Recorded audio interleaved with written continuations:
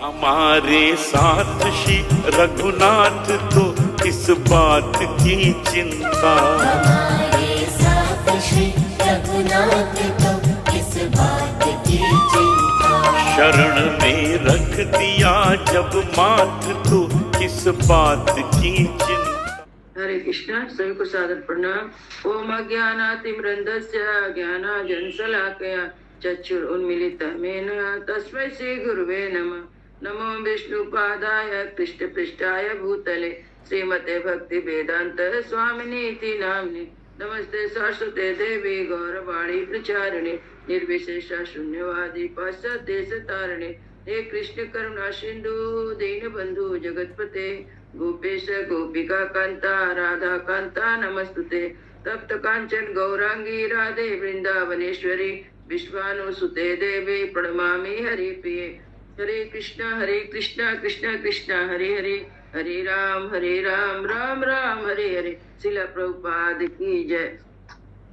रामं लक्ष्मण पूर्वजं रघुवरं सीतापति सुंदरम काकुत्स्थं करुणामयं गुणनिधि विप्रप्रियं धार्मिकं राजेन्द्रं सत्यसंधं दशरथतनयं श्यामलं शान्तमूर्ति वन्दे लोकाभिरामं रघुकुलतिलकं राघवं रावणहरे। दक्षिणे लक्ष्मणो धन्वी वामतो जानकी शुभा पुरतो मारुति यस्य तं नमामि रघुत्तमं। रामाय रामचन्द्राय रामभद्राय वेदसे रघुनाथाय नाथाय सीताय पतये नमः। सियावर रामचंद्र की जय, पवन सुत हनुमान की जय। सीता रामचंद्राभ्याय नमः। अष्टम सर्ग का पाठ हो चुका है। अब हम आज नवम सर्ग का पाठ करेंगे। अष्टम सर्ग में था कि राजा पुत्र प्राप्ति के लिए, राजा दशरथ पुत्र प्राप्ति के लिए अश्वमेध यज्ञ करना चाहते हैं। तब उन्होंने अपने पुरोहित और ब्राह्मणों से, जो ब्राह्मण थे उनके कुल पुरोहित और सबसे उन्होंने कहा कि मैं यह अश्वमेध यज्ञ करना चाहता हूँ। मेरी इच्छा है कि मैं शास्त्रों विधि से यज्ञ का अनुष्ठान करूं, जिससे किस प्रकार मेरी मनोवांछित वस्तु प्राप्त होगी, इसका विचार आप लोग यहाँ करें। उन्होंने अपने पुरोहित और ब्राह्मण से कहा। तो उनकी बात को सुनकर राजा के ऐसा कहने पर वशिष्ठ ब्राह्मणों ने बहुत अच्छा कहकर उनके मुख से कहे गए पूर्वोक्त वचन की प्रशंसा की। उसके बाद उन्होंने यह कि फिर सब अत्यंत प्रसन्न होकर राजा दशरथ से बोले कि महाराज यज्ञ सामग्री संग्रह किया जाए और भूमंडल के भ्रमण के लिए, भूमंडल जो भ्रमण करेगा एक संबंधी, ऐसे घोड़ा छुड़ा जाए और सरजू के उत्तर तट पर यज्ञ भूमि का निर्माण किया जाए। इस तरह उन्होंने राजा दशरथ से कहा।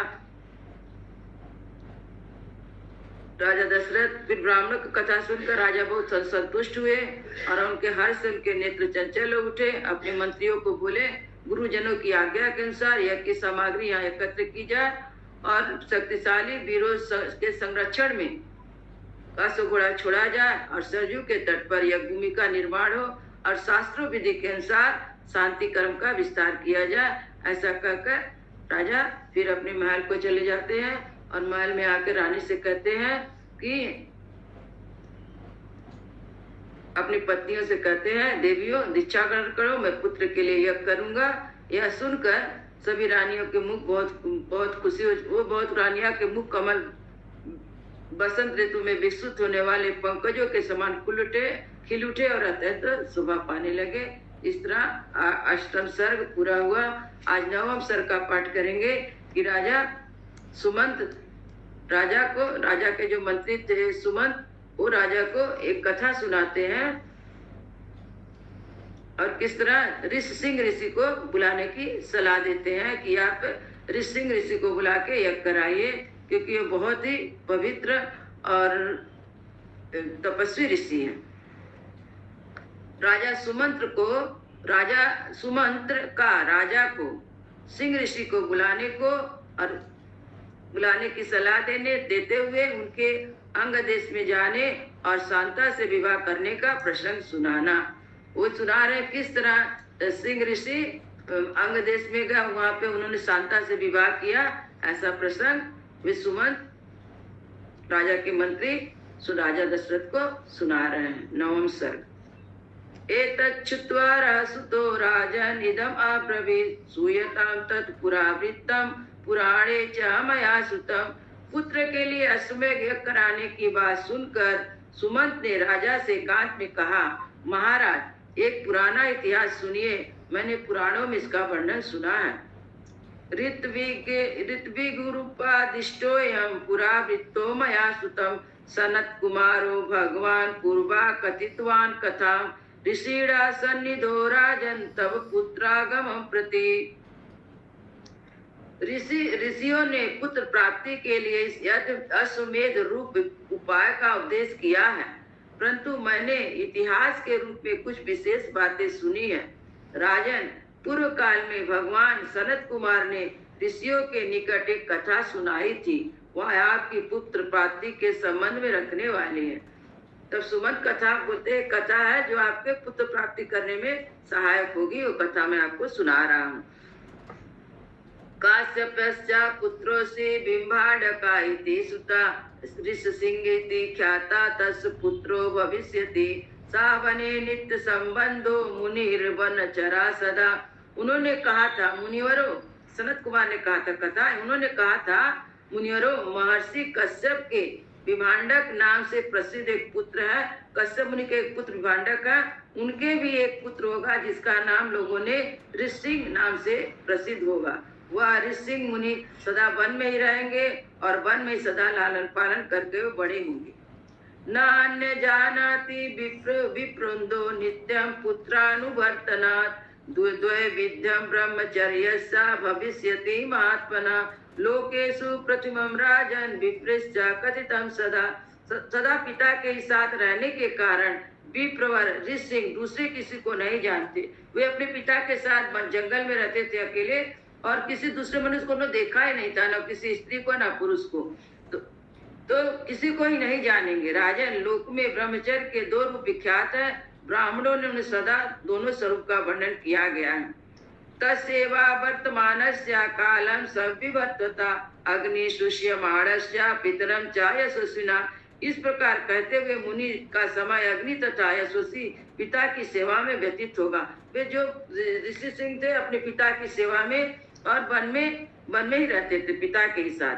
एतनस्मिन् काले तु रोमपादा प्रतापवान अंगेषु प्रतिमो राजा भविष्यति महाबला तस्य व्यतिक्रमात् राज्ञो भविष्यति सुधारिण अनाविष्टिषु घोरावे सर्वलोक भयावह। उसी समय अंग देश में रोमपाद नामक एक बड़े प्रतापी और बलवान राजा होंगे। उनके द्वारा धर्म का उल्लंघन हो जाने के कारण उस देश में घोर अनावृष्टि हो जाएगी जो सब लोगों को अत्यंत भयभीत कर देगा। बोलते उसी समय जिस समय विभांडक मुनि अपने पुत्र को ऋषि सिंह को लेकर जंगल में रहते तो उसी समय अंग देश के जो राजा रोमपाद थे उनके राज में अकाल पड़ा, क्योंकि राजा ने धर्म का उल्लंघन किया था। अनाविष्ट्या तु वृत्तायाम राजा दूषमन्विता ब्राह्मण छुत्वा समृद्धा समानीय प्रवक्ष्यति भवन्तं सुत्कर्माणो लोकचारित्र वेदिना समाधिषु सन्तु नियम प्रयाश्चितम यथा भवेत्। वर्षा बंद हो जाने से राजा रोमपाद को भी बहुत दुख होगा। वे शास्त्र ज्ञान में बड़े चढ़े ब्राह्मणों को बुलाकर कहेंगे, विप्रभो आप लोग वेद शास्त्र के अनुसार कर्म करने वाले और लोगों के आचार विचार को जानने वाले हैं, अतः कृपा करके मुझे ऐसा कोई नियम बताइए जिससे मेरे पाप का प्रायश्चित हो जाए। इति युक्ता ततो राज्ञा सर्वे ब्राह्मण सत्तमा वचन्ति ते महीपालम ब्रह्मणा वेद पारगाः। राजा के ऐसा कहने पर वेदों के पारंग विद्वान सभी श्रेष्ठ ब्राह्मणों ने इस प्रकार सलाह दी। विभांडक सुता राजन सर्वोपाय रिहान आनयातु महीपाला ऋषसिंह सुत सत्कृतम विभांडका सुता राजन ब्राह्मणा वेद पारगम प्रयच्छ कन्याम शांतावे विधिना सुसमाहिता। ब्राह्मणों ने कहा, राजन विभांडक के पुत्र ऋषसिंह वेदों के पारगामी विद्वान है, भूपाल आप सभी उपाय से उन्हें यहाँ ले आइए, क्योंकि वो जंगल में रहते थे अपने पिता के साथ। बुलाकर उनका भली भांति सत्कार कीजिए, फिर एकाचित होकर वैदिक विधि के अनुसार उनके साथ अपनी कन्या शांता का विवाह कर दीजिए। तेषां तु वचनं श्रुत्वा राजा चिंता प्रपश्यते केनोपायन वे शक्त्याम याने तु सबीरवान। उनकी बात सुनकर राजा इस चिंता में पड़ जाएंगे कि किस उपाय से उन शक्तिशाली महर्षि को यहाँ लाया जा सकता है। ततो राजा विनिश्चित्य स मंत्री भी राम आत्मवान पुरोहितम मामत्याश्चान प्रेषयिष्यति सत्कितान। फिर वे मनस्वी नरेश मंत्री के साथ निश्चय करके अपने पुरोहित और मंत्रियों को सत्कार पूर्वक वहां भेजेंगे। यहाँ पर सुमंत राजा दशरथ से बता रहे हैं कि उसी समय जो अंग देश के राजा थे उनके राज में अकाल पड़ गया, तो उन्होंने अपने मंत्रियों से पूछा इसका क्या उपाय है। उन्होंने कहा कि आप सिंह ऋषि को बुलाइए और वो यज्ञ कर देंगे तो आपके देश में वर्षा होगी और आप अपनी जो कन्या शांता है उसके साथ विवाह कर दीजिए। ऐसा सब मंत्रियों ने उनको सलाह दी। तो सोचते हैं कि उनको कैसे लाया जाए, क्योंकि वो तो जंगल में जो सिंह ऋषि थे वो जंगल में थे अपने पिता के साथ। उन्होंने किसी मनुष्य को देखा ही नहीं था, न स्त्री को न पुरुष को, सिर्फ पिता को ही देखते थे और फल फूल से के पिता उनका पालन पोषण करते थे। और इसके बाद ते तु राग्यो बचासुत्वा व्यथिता वितातानना ते गच्छे ऋषि भीता अनुयस्यन्ति तम निपम। राजा की बात सुनकर वे मंत्री और पुरोहित मुंह लटकाकर दुखी हो गए, कहने लगे कि हम महर्षि से डरते हैं इसलिए वहां नहीं जाएंगे। वे कहकर वे राजा बड़ी अनुनय विनय करेंगे। राजा ने उन लोगों को कहा मंत्रियों को कि आप लोग उपाय करिए, ले आइए। तो राजा उन लोग कहते हैं कि हम लोग नहीं जा सकते, क्योंकि वो जो ऋषि विमांडक ऋषि है उनसे हम लोग डरते हैं। वह शांति चिंतयन्ते तस्योपायसतान क्षमान आनियास्मि वयम विप्रम नाचा दोषो भविष्यति। इसके बाद सोच विचार कर वे राजा के योग उपाय बताएंगे और कहेंगे कि हम उन ब्राह्मण कुमार को किस उपाय से यहाँ ले आए, ऐसा करने से कोई दोष नहीं घटित होगा। एवं मंगादीपेने गणिका भी ऋषि सुता आनी तो अवर्ष्यत देवा शांता चास्मे प्रदित्यते। इस प्रकार वेश्याओं की सहायता से अंगराज मुनि कुमार ऋषि को अपने यहाँ बुलाएंगे और उनके आते इंद्र राज में वर्षा करेंगे। फिर राजा उन्हें पुत्री शांता को समर्पित कर देंगे। ऋषि सिंह तुझा माता पुत्रान तब विधस्यति सनत कुमार कथित मेतावत व्याहृतम मया। इस प्रकार ऋषि सिंह आपके जमाता हुए, वे ही आपके लिए आपको पुत्रों को सुलभ कराने वाले यह कर्म का संपादन करेंगे। यही सनत कुमार की कही हुई बात मैंने आपसे निवेदन की है।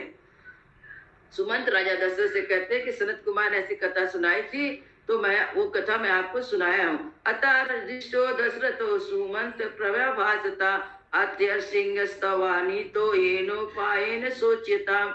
यह सुनकर राजा दशरथ बड़ी प्रसन्नता हुई। उन्होंने सुमंत से कहा, मुनि कुमार ऋषि सिंह को वहां किस प्रकार और जिस उपाय से बुलाया गया वह स्पष्ट रूप से कथा को बताओ। किस तरह फिर राजा दशरथ बोलते हैं सुमंत ऋषि से कि किस तरह सिंह ऋषि को राजा जो थे रोमपाद अपने राज में बुलाए और किस तरह अपनी बेटी शांता का उन्होंने ब्याह किया, वो सब कथा हमको स्पष्ट से सुनाइए। 10वें सर्ग में एक कथा आएगी। इतरते श्रीमद् रामायणे वाल्मीकि आदि काव्य बालकांड 9वां सर्ग। इस प्रकार वाल्मीकि निर्मित आस रामायण आदि काव्य के बालकांड में 9वां सर्ग पूरा हुआ। मंगल भवन मंगल हारी द्रवौ सो दशरथ अजीर बिहारी। राम सिया राम जय जय राम। राम सिया राम जय जय राम। श्याम रामचंद्र की जय। पवन सुत हनुमान की जय। सब संतन की जय। सब भक्तन की जय। जय जय सीताराम।